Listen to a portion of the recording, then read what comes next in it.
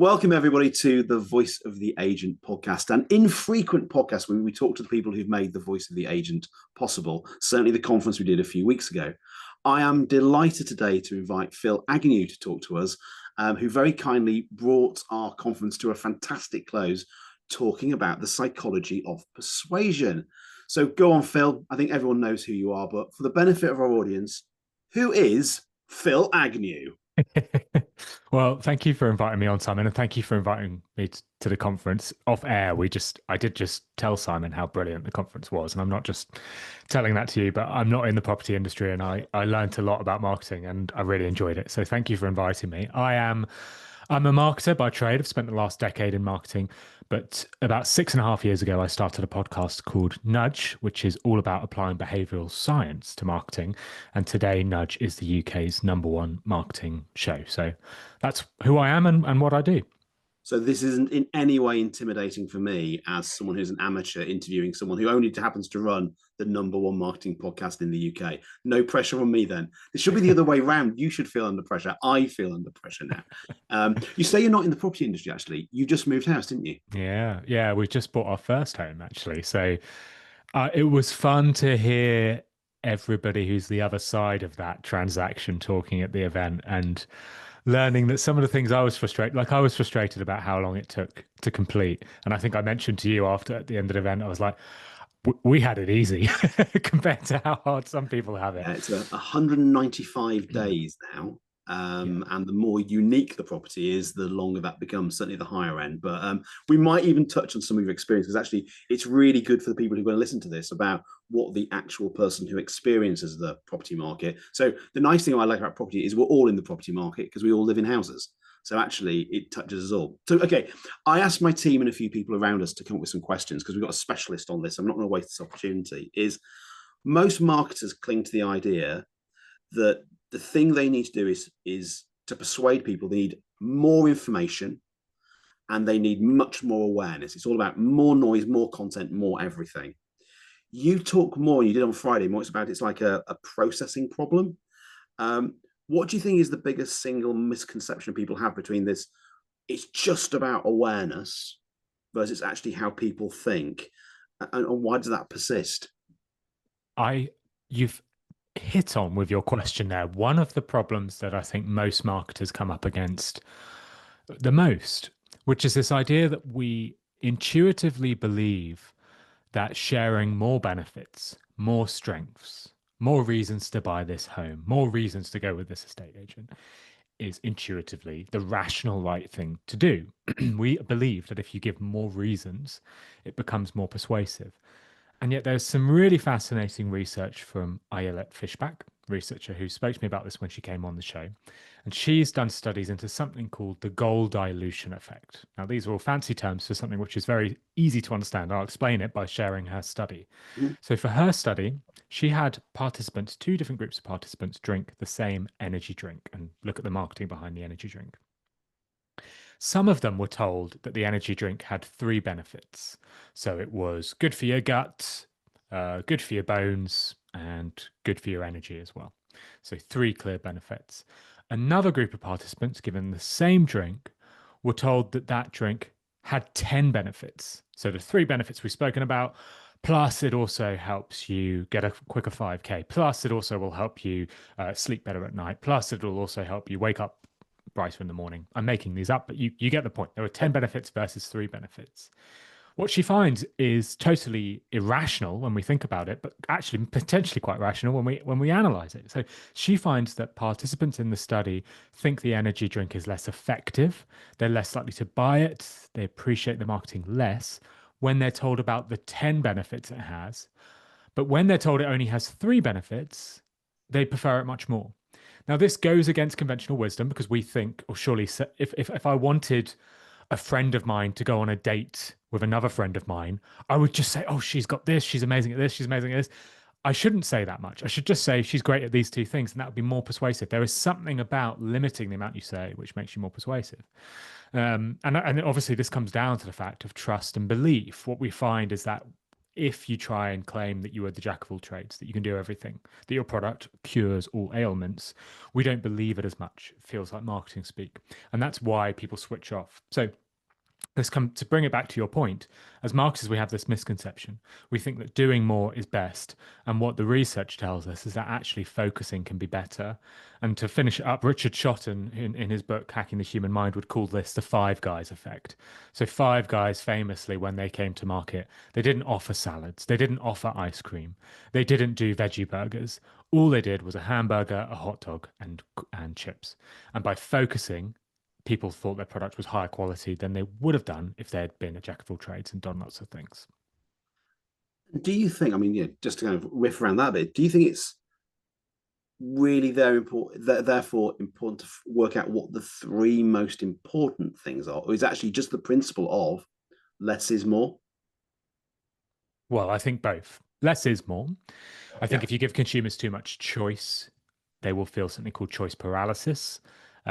So, very quickly on this subject, Sheena Iyengar ran these studies in the States in supermarkets.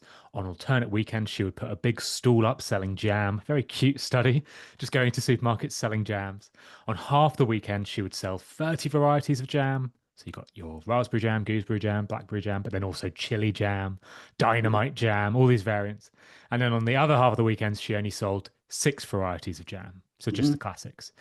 Obviously, again, economists, conventional wisdom would say if you sell more varieties, you'll get more sales because people can pick from more choices and find the ones they want. That wasn't the case. Of those people who stopped at the stall, they were 10 times more likely to buy when they only looked through 6 varieties. So more choice, this is what Sheena Iyengar says, might leave you feeling paralyzed. If you've got Yes. 30 choices, you don't know where to start.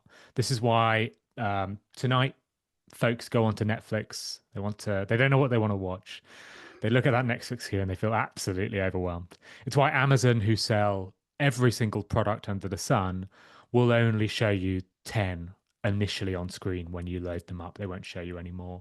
It's why I believe Zoom, we're using Zoom right now, why Yeah. Zoom beat GoToMeeting in 2020, because in 2020 Zoom pretty much just did this, Yeah. meetings online, whereas GoToMeeting had webinars, they had conferencing, they had all these other software, and GoToMeeting was a bigger tool at the time, but because Zoom focused, they did better. So less is definitely more.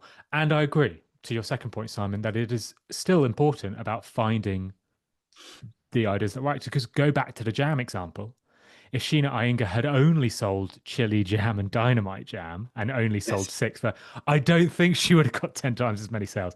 It's because she went with the classics. So I think there's a goal there in being like, if you only want to share 3 benefits about your estate agents, go for the 3 best ones. And it's probably something like family run business, 4.8 stars out of 5 on Google, the biggest seller of homes in your area. That would probably be it. And in some ways, knowing what matters to the customer, what matters to the business is less than what matters to the customer. It's the things that matter to them, and that's why things like research are so important. You kind of segue quite beautifully into the next one, which is in your session on Friday, you basically showed that small contextual shifts can actually outperform the large rational arguments. Let's say I picked you up, Phill, dropped you in a estate agent for a day. Sorry, I'm going to do that. They have no budget, but they need to increase response from their customers. What lever do you think you would pull? How would you change it from a behavioral sense? Yeah, behavioral science is so interesting to me because so many of the principles that you can apply are cost free. They cost nothing. They are changing the way you present something will change the way people make decisions. This isn't me saying you should go and spend 5 grand on TikTok ads.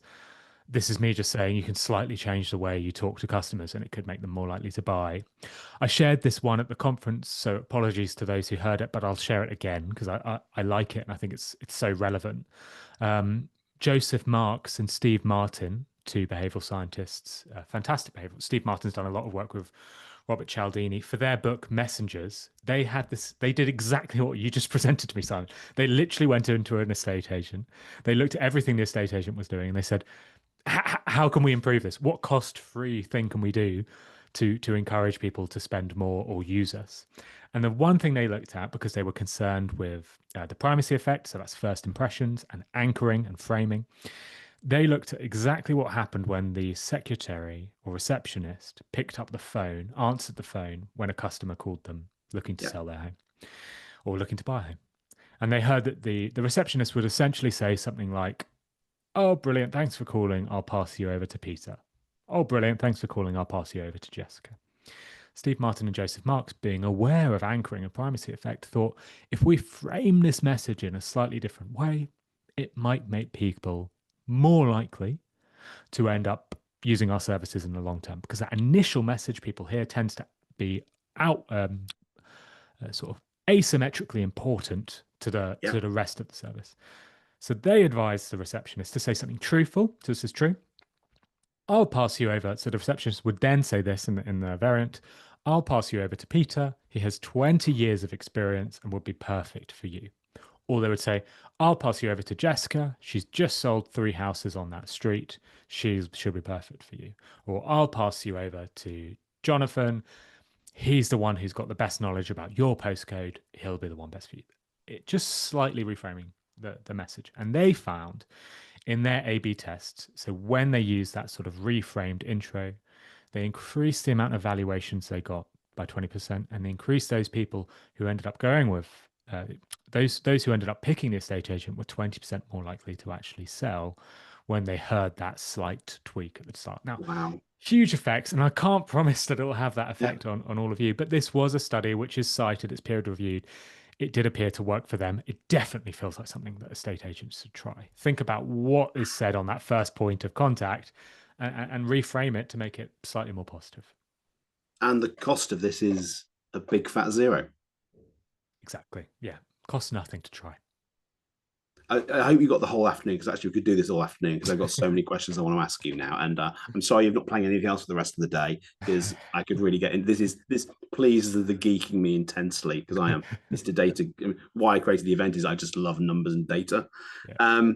Okay, I did want to ask this on Friday. I didn't, because actually people want to ask you questions, and we were kind of coming to the end of our time. But you can treat behavioural sounds as a bit of a checklist of tricks. Where is the ethical line between using insight to reduce friction, as in make it easier for people to get to the result they want, which is almost the whole of marketing in theory, but also using it to manipulate? How do you decide when that nudge becomes a shove? Yeah. It's a really important question. And there's 2 things I should make clear to the listeners. One is that you can't actually remove nudging. You can't remove psychology. People are being nudged in one way or another, whatever you do. So an example here is there's a classic study around anchoring. If you look at a menu and a wine menu, for example, and the top bottle of wine on that menu is £50, quite expensive. And then you look down the menu and you see a bottle of wine for £25, the £25 bottle of wine will look better value and you might be more likely to pick it. If instead you look at the menu and the top bottle of wine is £8, dirt cheap, and then you look down and you see there's one for £25, the £25 one might look actually quite expensive. You are anchored by that first choice. Yep. There's nothing people can do to remove anchoring. We will always be anchored. You have to start your wine list in some way. What behavioral scientists would say is it is better for marketers to understand that these influences are at play rather than just ignoring them. So you are always being nudged one way or the other. The second, therefore, important thing to consider is the behavior we are encouraging a customer or user or actor to take a behavior that we think is beneficial. And there are lots of ways you can frame this in your mind. I think the best way to frame it in your mind is to imagine if your granddaughter, your daughter, your sister, or your grandmother, or your mother, or any member of your family was to take the behavior that you were nudging them towards, would you be happy with that? And I think that's maybe a good benchmark that we should set ourselves. Would I be happy if my sister, calling an estate agent, gets subtly nudged towards picking a real estate agent who has 20 years of experience? Well, I think I would. I think that's beneficial. I think there's no problem with that. Would I be happy if she was convinced to sign up to a 12-month subscription of a service platform when she's thinking she's only going to sign up for 1 month? No, I wouldn't be happy. And I think the point there is when we talk about ethics, we can talk about behavioral science and marketing psychology, but actually we're talking about marketing ethics in general. It's the Yes. same thing. Are you marketing something that you think people will benefit from, or are you marketing something that you think people will be harmed by? And if it's the latter, you shouldn't be using nudges, but you shouldn't be marketing to them at all with that sort of thing as well. So I think that's the takeaway I like to think of is, are you actually marketing something which will help people or hinder them? Yeah, I do completely, because I mean, marketing is a very powerful, with all of its aspects, actually a very powerful thing. And I think people can use it for good reasons or bad reasons. But in the world of selling houses, one thing I like about the sector is actually we're finding people's homes. So yes, we're actually hopefully helping people come to us to help them with the home. But in reality, we're not selling some scam. Scams exist, but the selling of houses isn't a scam. It's kind of like it's a human. It's the first level of the Maslow's hierarchy of needs. Shelter. It's kind of, that's why I like this industry. Okay, we're going to talk about two sides of a coin in terms of the effort of the company and the effort of the customer. So you spoke about the power of effort transparency, showing actually how much work you've done. Why do humans value something more when they understand the work behind it? And how could a business reveal the process without becoming incredibly self-indulgent and saying how busy we are? So, first of all, why do humans value this? Well, it's an evolutionary trait. I think you see this in nature, actually. If you look at mating calls from birds, or I'm not David Attenborough, so I now can't think of any other animal that has a mating call. But if you watch Planet Earth, you'll see this effect. I mean, some people would call this costly signaling, but it's the same thing. The more effective mating call will be one that the bird puts more effort into. It'll be a longer cry, it'll have more tones, it'll be more dynamic. The more effective dance of a tropical Amazonian bird will be more effortful than one that's not. We associate effort with value, and that's something that is common throughout nature. It's sort of this evolutionary trait, and this is a heuristic, i.e., a shortcut, which is a really valuable thing for us to have. It's really valuable. It is useful for me to look at a bottle of wine and say, oh, well, that bottle is from 2012, whereas the other bottle is from 2024. It's probably the 2012 one will probably be better because it just takes a lot more time to Yeah, yeah. to prepare that. They've had to store that somewhere, so there's value behind it.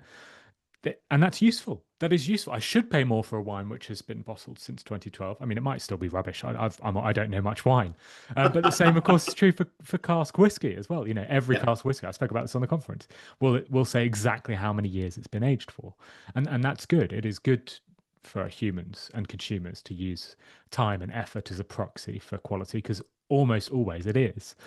The problem most marketers have is that we have been taught, especially in the world of AI and hacks and automation, that we should make a process as quick and as easy and as seamless for people, and we should hide all of the effort and the friction behind something.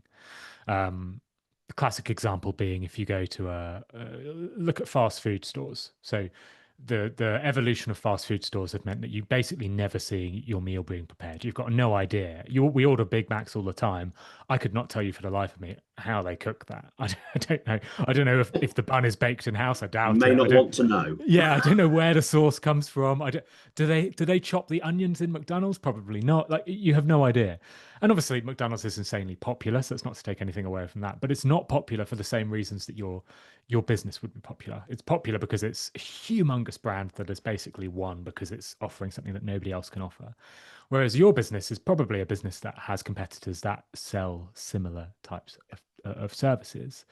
And in a market like that, it can be beneficial to talk about the effort that's gone into your work. So it can be beneficial to say, we're a family business that's been around for 101 years, because that is a proxy that people will use for quality. It can definitely be beneficial when you're working with a client to say, here's a list of 10 houses I've prepared for you. I spent 3 hours this afternoon working on this list. That can sound a bit cliche, but it can be useful. I think it becomes more effective when you can showcase your effort without actually having to say it. So, an example of this, which is not applicable, but I think is great to illuminate it, is if you're walking past restaurants and deciding which one to go to, a restaurant that has a printed sign, sort of classic Yeah. printed 20 quid from the print shop, you will be less likely to go into that restaurant than a sign which is hand carved in wood, or even more so, a sign which is carved into stone, because at a subconscious level, we know that carving into stone or wood is a lot more time consuming than just going to a restaurant and printing off going to a print shop and printing off a sign.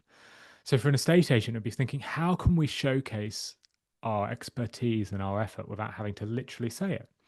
Now that could be, there's a fantastic sandwich store in New York called Cat's Deli, and Mhm. they showcased all of their effort because every time somebody would complete a loyalty card, so you know these loyalty cards Yeah. which Yeah. you get a free sandwich, they would stick it on the wall, and they'd done this for decades. And so now, if you go into Cat's Deli, the whole shop is covered with loyalty cards. And what does that signal? Well, it obviously signals Mm. popularity, but it also signals expertise as well. They've made thousands of sandwiches, but they're not even telling you. They're just showing it with their actions. A great one for an estate agent is show your Christmas cards from happy customers. Show your thank you cards. Yeah. Maybe ask customers to send you a thank you card for that reason. Because if you go into a store and you see a bunch of thank you cards hanging on the walls from happy customers, that's a great way to show your effort without having to literally say it. So, bit of a long-winded answer there, Simon. So I'm No, sorry about that, but no, it's fantastic. I mean, I think the people who are listening to this are going to be going again. There's going to be lots of aching wrists with people writing notes and how can we play this? Because the beauty of all this is it's all really applicable. You can just do it. You have to think about it for a bit, but we're not asking for £50,000, £100,000, £10,000 marketing budget. It's just this is the beauty of nudge. This is the beautiful behavioral scientist sort of science is you can actually just apply these things to your day to day. It's just, I mean, Alexandra Wood, who presented on a panel earlier in the day from when you presented, about how we present ourselves. yeah, And that you just need to look the part, authentically you, but look the part. And that bit of extra effort that you put into how you look can make a big difference. And people can see that you've made an effort over your appearance. It's yeah, why when we date, I'm a long time since I dated, but now my wife probably says I don't bother. I would say I do put on a shirt when I'm going out, but we make an effort to look good and we appreciate the effort. We can see it in our relationships as much as we see in business side. So what I love about all this is long answers are good. I say I've got the rest of the day, so please keep going. So on the other side of the coin is the don't show the effort you're putting in, but get your customer to put in effort, the IKEA effect. So what is another, can you think of an example or kind of a why, explain why that works, the IKEA mm, effect of getting people to actually invest their effort into making something or creating something? And could you give any examples where a business other than say IKEA has mm, created genuine involvement rather than just token gestures? So mm. it's like, is there another example other than IKEA of the IKEA effect? Yes. So for listeners who weren't there on Friday, the IKEA effect, quite simply, is studied by Mike Norton back in 2011. He gave participants in the study either a expert built, fully completed IKEA wardrobe, or he gave them the flat pack version and told them build it yourself. Now, I hate putting up IKEA wardrobes. I'm sure no, some sadistic people listening will be like, oh, I love it. Yes. So this study isn't as much for you, but most people don't love putting up the wardrobes. Weirdly, actually, most people probably answer that by saying, I don't love the idea of it, but once I've done it, I enjoy it. And I think that proves Michael Norton's point, which is that at the end of the study, he asks both groups, those who've received the expert built wardrobe and those who had to build it themselves, so created something which arguably wasn't as good, how much would you be willing to pay to keep hold of this wardrobe? And he finds that those who have built the wardrobe themselves are willing to pay 63% more. We value things that we have created. Now, IKEA use this obviously within their, but I mean it's literally named after them. It's why most of us when we move house will still take, I've got an IKEA Billy bookshelf just there. It's been you're pointing at one as well. Yeah, Yeah. we all still do it, and it's kind of irrational because these IKEA wardrobes and bookshelves are awful at transport. They all get cracked Yes. up and sort of the screws don't go in very well. They're not great wardrobes. It probably would just be better to just buy something which is higher quality, and yet you feel a bit of attachment to it. It's like I built this 10 years ago. I feel quite attached to it. But there are lots of companies that do this, they try to make their customers feel part of the process. The most basic way Mm, of doing this is, customization. So if you go and buy a pair of Nikes, traditionally you've been able to sort of customize the color, make it look slightly better for you. Starbucks, I think, have done this really well with the idea that Starbucks say that they're so busy you have to give your name in mm, order for us to. That's rubbish. It's rubbish. They know exactly what they're doing.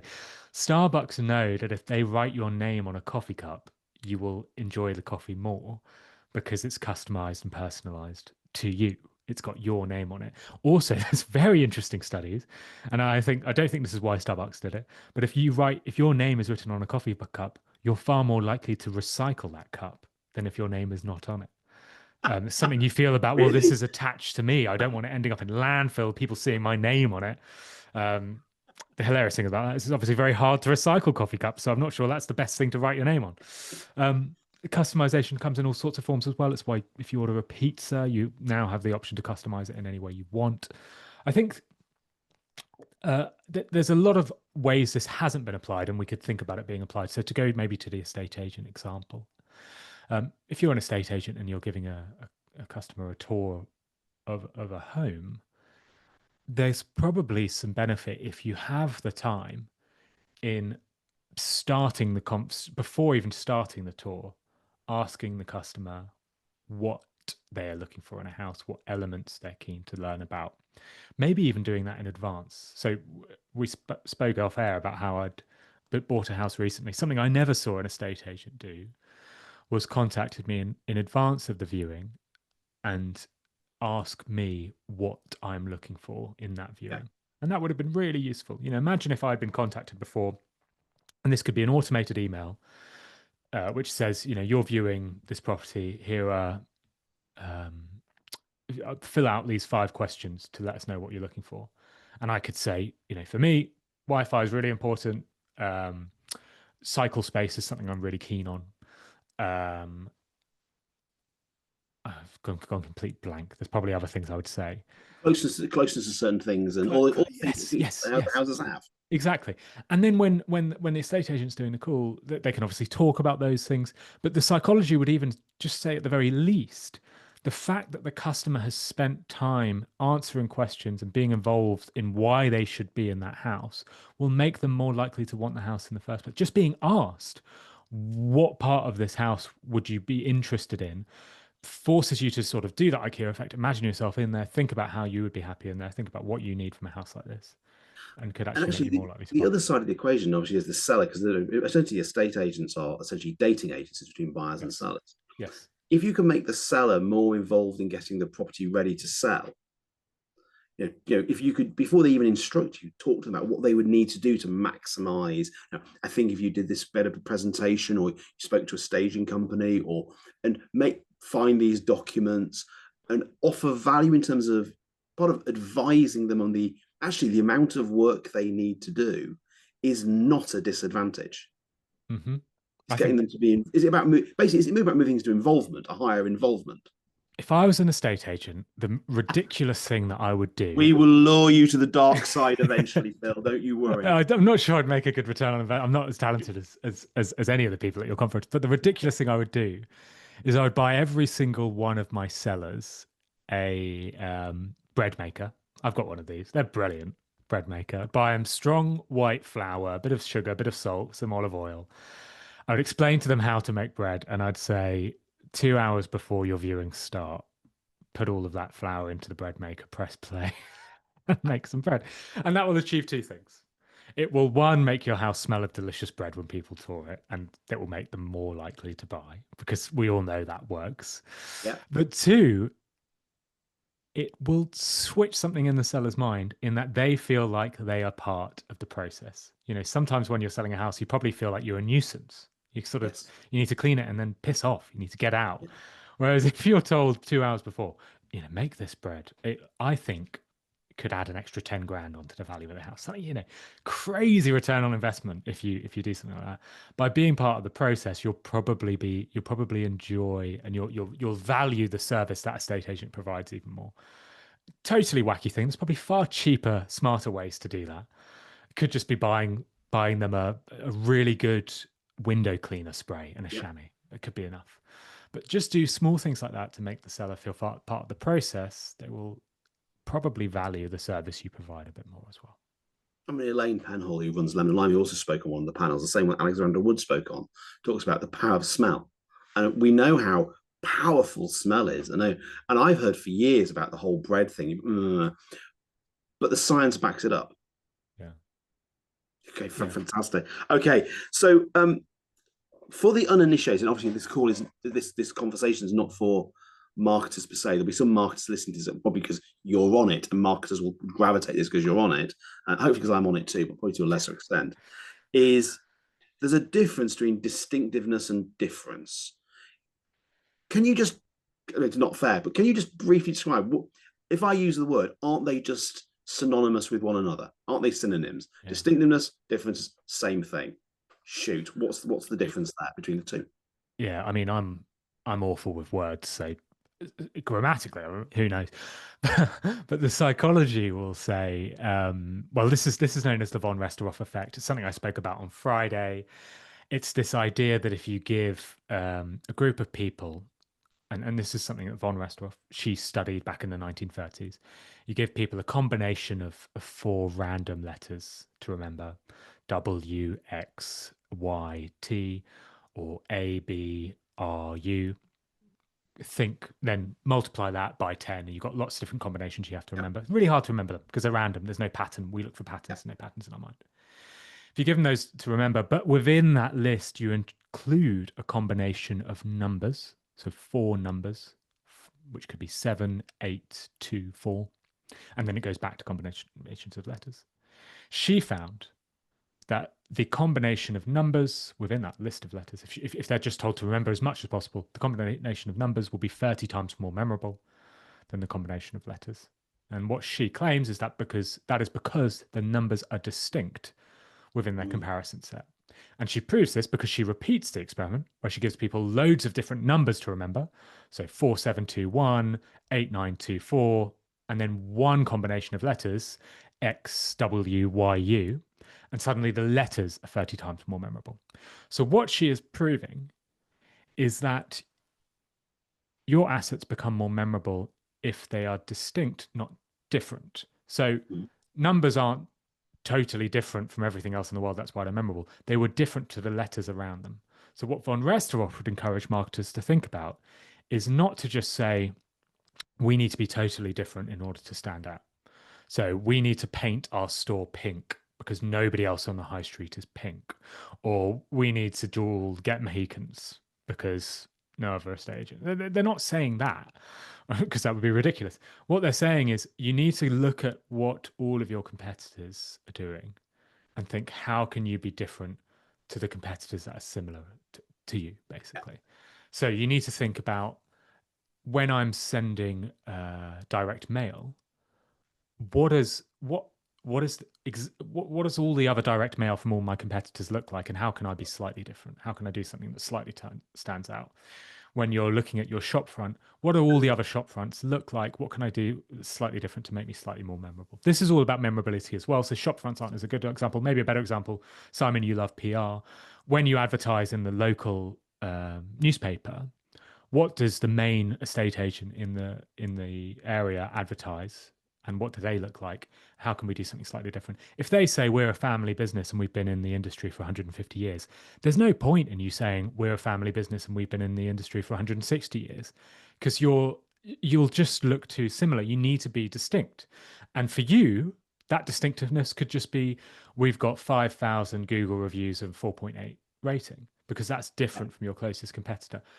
That is not differentiated. Every business talks about their Google reviews, but you're actually comparing yourself to your nearest competitor and coming up with something slightly different. And I think that's the goal there. And I think the best example of this, I spoke about it on Friday, was HMRC in the UK. They worked with the Behavioural Insights team. They wanted people to pay their tax on time. They were sending people reminders in white envelope letters. And obviously, what happens when you get the post? Well, you get 3 letters that all come in a white envelope. They look identical. There's nothing distinct. And so sometimes if some people see it's probably from tax, or I just ignore that, put that to one side, I won't open it. And they decided, well, let's try and make our letters distinct. Let's make it stand out compared to the comparison set. So they stuck a very sticky adhesive post-it note onto each of these letters, and they hand wrote on that post-it note, and they said urgent. Suddenly, when that comes through your door, you've never seen a letter like this before. You've never seen a letter with a post-it note on it. Encourage people to open it. People were more likely to open the letter. Because they were more likely to open the letter, they were more likely to take action, more likely to pay their tax on time. And Brits in total were saved £4 million on late fees that they would have been charged. And they were being charged until they made this change, and suddenly people started paying their tax on time. So very, very, And very actually, the government made even more than that because the tax exactly. went higher than the fee. So actually, everyone won. Exactly. And I think the most simple, there's loads of ways you can apply this, loads of lateral ways, but a very simple one. If you're doing a direct mail campaign to, 7 streets in your area, look at the letter you look at the envelope you send the letter in. Maybe you can come up with something slightly distinct to make people more likely to open it. And again, it's marginal, isn't it? It just needs being genuinely different with direct mail, which you can do. You could send lumpy mail, physical things that all involves significant cost. Being distinctive is just a subtle adjustment to make it stand out, as you say, be memorable. Or Seth Godin would Seth, like he's my mate, like Seth Godin would say, be remarkable, worthy Yeah. of remark. And Yeah. that kind of that difference is, you're not really different. You're sending a letter. You're Yeah. just doing a state agency. You're not really different. Being distinct is standing out, isn't it, in terms of Yeah. memorability and remarkableness? And another wild idea, this would be possible for estate agents because they're local. Every letter you get through the letterbox has your name and address on because it's been sent by the postman. If you're local, why not pay an intern to hand deliver a bunch of these letters? And instead of writing the full name and address and putting a stamp on there, writing something slightly unique, like Yeah. from your local admirer or something. And then it's a whole letter about how we admire your house and we'd love to sell it. That would be amazing, wouldn't it? Wouldn't you would not be able to not open that. Actually, technology has made doing the undifferentiated beige stuff easier. Everyone just sends Exactly. thousands of Yeah. these letters out, and therefore, because everyone's sending these out, again, you don't need to gold plate something to be distinct. Yeah. Just needs. But I'm a huge. I mean, I saw this data when I was working in the industry properly. CEO of Fine and Country is the hand delivered stuff always pulled massively harder. Hand Yeah. created, hand delivered, effort put into it. Yeah. Also, the serendipity of conversation. People just talk to each other, and we can all get a letter distributed by the Royal Mail brilliantly. But having a hand delivered letter or magazine or something is distinct. I love that. Again, not vast investment. No, I mean, what's your intern costing you per hour? I'm sure they can deliver more letters in an hour than the amount it would cost on second-hand class stamps to Yes, to go and buy. I'm certain actually, and more and important, they'll also see some great market data of other things that are going on in the area. They can bring back. exactly, So there's all sorts exactly. of benefits. I am very conscious of your time, and I'm not going to take your whole afternoon. You've been very generous. Final question from me is a really practical one for the people out there who want to hear about what can they do. If a marketer or self-employed agent or even business owners listening to this and wants to apply behavioral science later today, tomorrow morning, in the next available moment, what do you think is the simplest experiment they could run that would let them actually experience the impact and not just understand the theory? Hmm. Sort of two ways I would suggest to do this. There's the correct way and a way which a researcher wouldn't say is correct, but I think is just good enough. The correct way is with each of the studies I've spoken about today, there is a variant and a control. So there's two things, at least two things that a potential customer could see. One is the control, one is the variant. You make the difference between the two as small as possible, and that way you can measure the difference. So just to go back to that letter example, through house A, you post a normal letter. Through house B, you hand deliver one with your admirer on the front. And then you can literally compare the results. You can say, when we hand delivered, we had a 40% higher call through rate. This works, we can scale it out. The caveat there is we're probably talking to a lot of businesses that are small, local, don't have a huge marketing budget, don't need and don't want to scale this nationwide or anything like that. So don't necessarily need conclusive proof that effort paradox works for them. If you fall into that bucket, there is a totally different way of just applying this, which is go for it. So start handing out hand-delivered letters, but rather than doing an A/B test, just compare it to the last time you did the campaign. A very easy example would be, so hopefully you monitor stuff like call data or website traffic. Remember the last time, look back at the last time you did a direct mail campaign, get data from that week, which says we had, when we last did our direct mail campaign and we sent it to 100,000 homes or 10,000 homes or 100 homes, we got a two times lift in web traffic. Now we did the hand delivery one, we got a 4 times lift in web traffic. I think that's good enough.